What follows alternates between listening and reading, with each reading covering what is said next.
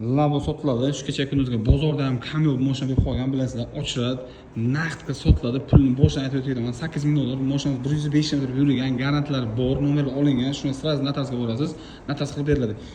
Mashinamiz tinni, kraska, probek hamma joyga javob, xudo xolasa e'tiboringlar. Mashinamiz 120 km yurgan mashina mana. Undan tashqari mashinamizning garantlari, servisli garantlari ham mavjud. Mashinamizga bironta bitta oddiy korobka ham yuklanmagan, xudo xolasa e'tiboringlar. Mashina tinniq. Ashi. Olgan odam maza qilib minib tirikchilik qiladigan, o'rta osiladigan, ya'ni Malibu Captiva'larni, Jetaurlarni, Cherry'larni olib kiradigan, pulni topadigan mashina shu bo'ladi.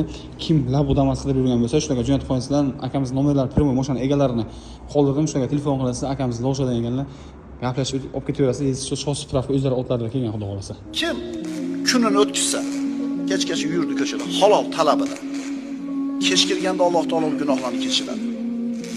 Halol topaman deb yurib charchab keldimi uyga, Alloh taolo shu bandani shu kunga qilgan gunohlari bo'lsa kechirdi.